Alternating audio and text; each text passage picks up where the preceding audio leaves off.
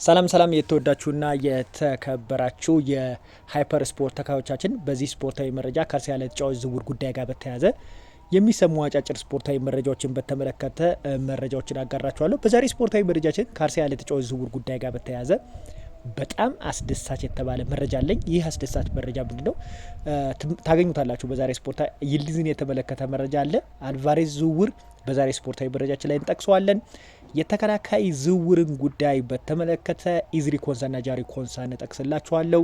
ሌላም ተጫዋች አርሰናል ለማስፈረም አሁን ላይ የሌንስ ተጫዋች በደንብ እየተከታተሉ መሆናቸውን የሚያመላክት መረጃ ከወደ ፈረንሳይ የሚወጡት መረጃዎች ይጠቁመናል። ኢኩፔ በጣም ለፈረንሳይ ቅርብ የሆነ ሚዲያ እንደሆነ ይታወቃል እና ከዚህ ዝውውር ጉዳይ ጋር ምን አለ የሚለውንም ነገር እንመለከታለን። ከእናንተ የሚጠበቀው በጣም ቀላል ነገር ነው። ቪዲዮ ላይክ፣ ሰብስክራይብ ያደረጋችሁ እንድትከታተሉኝ በአክብሮት እየጠየቅኩ ወደ መረጃዎች አልፋለሁ። ቀደም ሲል ወደ ጠቀስኩላችሁ አጫጭር ስፖርታዊ መረጃዎች ልለፍ። የክረምት የዝውውር መስኮት ሊዘጋ በጣም ጥቂት ቀናቶች ቀርቶታል። ወደ 2 ሳምንት ገደማ የቀረው የዝውውር መስኮትን በተመለከተ የአርሴናል ቺፍ የተባለው ሪቻርድስ ጥያቄ ቀርቦለት መልስ ሰጥቷል። በክረምት የዝውውር መስኮት አርሴናል በዝውውሩ ላይ በምን አይነት መንገድ ተሳትፏል? በቀጣይስ በቀሩት ቀናቶች ውስጥ አዲስ ተጫዋች ታስፈርማላችሁ ወይ ተብሎ ሪቻርድስ የአርሴናል ቺፉ ተጠይቆ ነበርና እንዲህ ሲል ነው መልሱን የሰጠው። በቀጣይ አርሰናል ከፍ የሚያደርግ ዝውውር እንደምንሳተፍ ይጠበቃል። ለምሳሌ ቪኒሲየስ ጁኒየር በጣም ጥራት ያለው ተጫዋች እንደሆነ ይታወቃልና ክለባችንን አንድ ስቴፕ ከፍ የሚያደርግ ዝውውር እንመለከታለን። አርሰናልን ወደፊት ለፊት ከፍ የሚያደርግ ዝውውር፣ እያንዳንዷን ዝውውር እንመለከታለን። በቀጣይ ተጫዋቾችን ለማስፈረም እንሰራለንም ሲል ጠቅሷል። ከማይክል አርቴታ ኮንትራት ጉዳይ ጋር በተገናኘም ጥያቄ ቀርቦለት ነበረ። ማይክል አርቴታ በክለቡ ደስተኛ ነው። ስለዚህ አዲስም ኮንትራት ፈርሟል። የሚፈልጉትም ተጫዋቾች እንደሚፈርሙለት ቃል እንደተገባለትና አዳዲስ ተጫዋቾች ወደ ክለቡ እንደሚመጣ የአርሰናል ቺፍ ሪቻርድስ ለቀረበለ ጥያቄ መልስ ሰጥቷል። ወደ ዝውውር ጉዳይ ከማለፋችን በፊት ከአርሰናል ሊለቁ ከሚችሉ ተጫዋቾች ውስጥ ምን አዳዲስ መረጃ ተሰምቷል? በዚህ ሳምንት ከአርሰናል የተጫዋች ዝውውር ጉዳይ በተያያዘ ምን አዲስ መረጃ ወጥቷል? በትላንትና ዕለትስ ካጋሯችሁ መረጃ በኋላ ምን አዲስ መረጃ አለ የሚለውን ነገር እንመልከት። ከኢትሳን ዋነሪ ዝውውር ጉዳይ ጋር በተገናኘ አርሰናል አሁንም እያመነቱ መሆናቸውን የሚያመላክት መረጃዎች ዘ አትሌቲክስ ዘግቧል። ተጫዋቹን አርሰናል መልቀቅ አይፈልግም፣ ነገር ግን ተጫዋቹ ደግሞ በቋሚ የሚጫወትበት ክለብ ይፈልጋል። አሁን ላይ ደግሞ መሀል መስመሩ በጣም ኮምፕሊኬትድ ነው። የአርሰናል በጣም ጥራት ያላቸው ተጫዋቾች በክለቡ ላይ መኖራቸው ተጫዋቹ ደግሞ ደቂቃ የማግኘቱ ነገር አጠራጣሪ ከመሆኑ ጋር በተያያዘ ስለ ቀጣይ ሁኔታው ተጫዋቹ እንደሚያስብም ይጠበቃል እና ከክለቡ መልቀቅ እንደሚፈልግም ይጠበቃል። ነገር ግን አርሰናል ተጫዋቹን ለመልቀቅ አይፈልጉም። ባክፓስ ባለው መልሶ በመግዛት ባለው አንቀጽ ተጫዋቹን ለመልቀቅ እንደሚፈልጉ በተደጋጋሚ ጊዜ እየተዘገበ ይገኛል። አርሰናል አሁን ላይ የተለያዩ ክለቦች ተጫዋቹ ላይ ፍላጎት አሳይቷል። ከጀርመን አርቢ ሌipzig እና ዶርትመንድ ተጫዋቹን ለማስፈረም ይፈልጋሉ። ከእንግሊዝ ፕሪሚየር ሊግ ደግሞ ፉላም ተጫዋቹ ላይ ፍላጎት ካሳዩ ክለቦች ውስጥ ተጠቃሽ አድርጓል። እንዳጠቃላይ ተጫዋቹ ዝውውር ጉዳይ ጋር በተገናኘ አርሰናል በቋሚ የሚሸጠው ከሆነ ከተጫዋቹ ዝውውር እስከ 50 ሚሊዮን ፓውንድ ድረስ እንደሚፈልግ አሳውቋል። ነገር ግን ሪሊዝ ባይ ባክ ካለው መልሶ የመግዛት አንቀጽ በተካተተበት ከ30 እስከ 35 ሚሊዮን ፓውንድ ባለው የገንዘብ መጠን አርሰናል ተጫዋቹን ሊለቁት እንደሚችል ዘ አትሌቲክስ ዘግቧል። አሁንም ቢሆን አርሰናል በማመንታት ውስጥ ነው የሚገኘው። ተጫዋቹ በክለቡ ላይ ቢቆይ አንድ የጥራት ደረጃን ከፍ ያደርጋል፣ የስኳድ ዴብዝ የሚኖርበት እድል እንዳለ አርሰናሎች ይፈልጉታል። ነገር ግን አሁን ላይ በክረምት የዝውውር መስኮት የብሩኖ ጉማሬዥ ወደ አርሰናል መምጣት፣ በመሀል መስመር ላይ እነ ማይክል ሜሪኖ፣ ማርቲን ዙቤንዲ መኖራቸው፣ ከኤብሪች ኢዜ፣ ማርቲን ኦዲጋርድ በቦታው ላይ መኖራቸው የተጫዋቹ የመሰለፍ ነገር ላይ ጥያቄ እንደሚኖረው ይጠበቃል። ታዲያ በቀጣይ ከተጫዋቹ መልቀቅና ለመልቀቅ ላይ ውሳኔ እንደሚሰጥም ይጠበቃል። ሌላኛው የምንመለከተው ጉዳይ ገብርኤል ጄሱስ ነው። ናፖሊ ነው በተደጋጋሚ ጊዜ የዚህን ተጫዋች ዝውውር ጉዳይ ለመጨረስ የሚሰሩት የሚል መረጃ ስዘግብላችሁ ነበረ።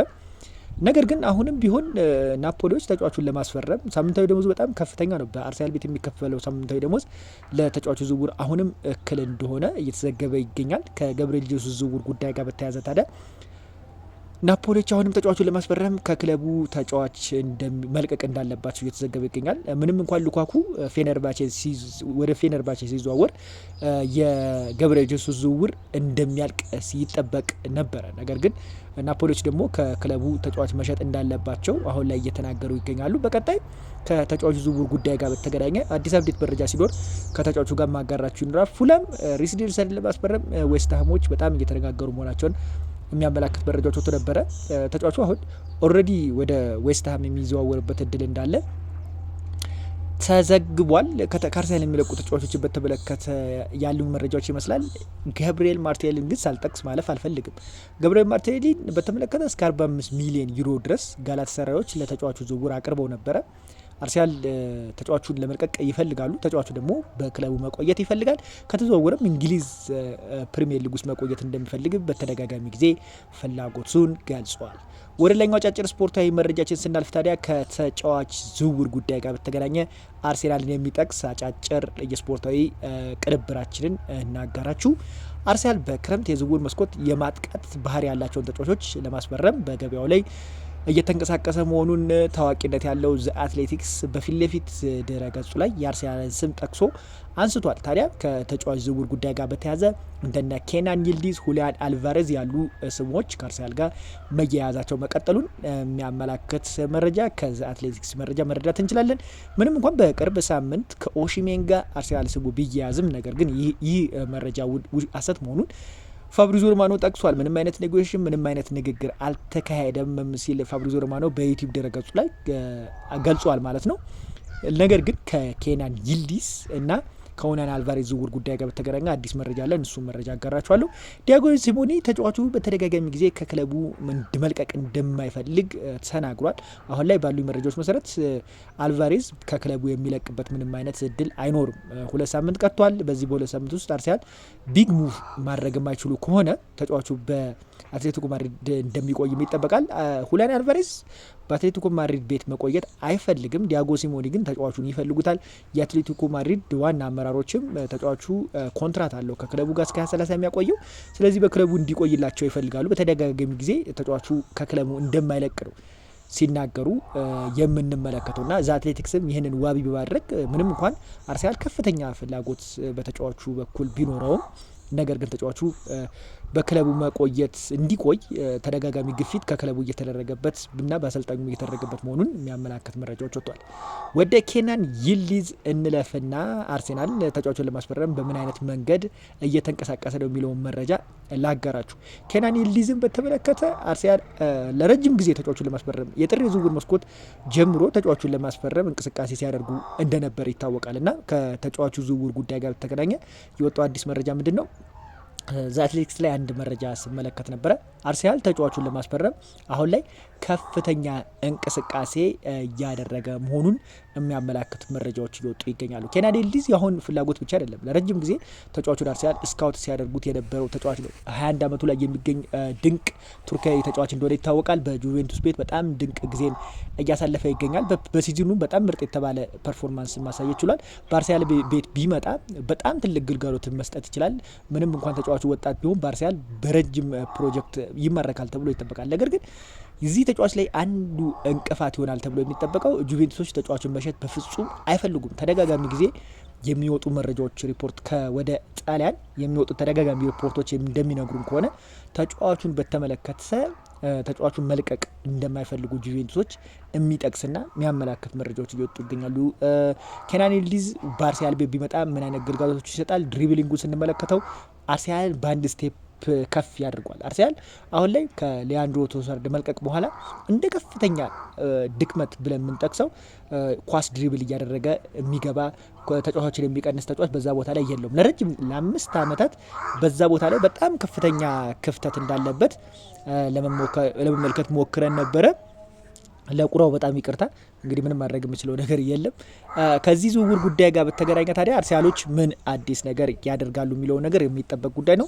ይህ ተጫዋች በአርሰናል ቢወጣ በጣም አዲስ ፕሮፋይል ይኖራል ተብሎ ይጠበቃል። በድሪብሊንግ ኳስ ወደ ፊት ለፊት ይዞ በመግባት በውሳኔ መጨረሻ ፋይናል ሰርድ ላይ ባለው ውሳኔ አርሰናልን አንድ ስቴፕ ከፍ ከሚያደርጉ ተጫዋች ውስጥ ይመደባል እና የዚህን ተጫዋች ዝውውር ጉዳይ አርሰናል በእውነት ትኩረት ሰጥቶት እየተካተሉት መሆኑን የሚያመላክት ታማኝ ምንጮች መረጃውን ይዘው መውጣታቸው የተጫዋቹ ዝውውር ወደ አርሰናል የሚያደርገውን ዝውውር ከፍ እንደሚያደርግም ይጠበቃል። ሌላኛው የምንመለከተው ጉዳይ ከአርሰናል ተጫዋች ዝውውር ጉዳይ ጋር በተገናኘ አርሰናል የተከላካይ መስመራቸው ላይ የዊሊያም ሳሊባ አለመኖሩን ተከትሎ ተጫዋቾች ለማስፈረም እየሰሩ መሆናቸውን የሚያመላክት መረጃዎች ወጥቷል። የጃሬ ኮንሳና የኢዝሪ ኮንሳ ጉዳይን በተመለከተ አርሰናል እስከ 40 ሚሊዮን ፓውንድ ድረስ ለኢዝሪ ኮንሳ ዝውውር እንደሚከፍሉ 60 ሚሊዮን ፓውንድ ድረስ እንደማይከፍሉ ተዘግቧል። በቀጣይ ታዲያ የተጫዋች ዝውውር ጉዳይን በተመለከተ አርሰናል በምን አይነት መንገድ ይሄዳሉ የሚለው ነገር ይጠበቃል። ጃሬ ኮንሳን ለማስፈረም አርሰናል ምንም እንኳን ፍላጎት ቢኖራቸውም ሊቨርኩሰኖች ይለቁታል ተብሎ አይጠበቅም። የሌንስ ተጫዋች የሆነውን አንድ ተጫዋች አርሰናል ሉጉም የተባለ ተጫዋች ለማስፈረም እንደሚፈልጉ እየተዘገበ ይገኛል ማለት ነው። የዊሊያም ሳሊባ ቢያንስ ከ3 ወር ከሜዳ እንደሚርቅም ተዘግቧል። ጁሪያን ቲምበርን በተመለከተ አሌክስ ክሮክ በትናንትናው ዕለት አስደሳች የተባለ መረጃ ይዞ ብቅ ብሏል።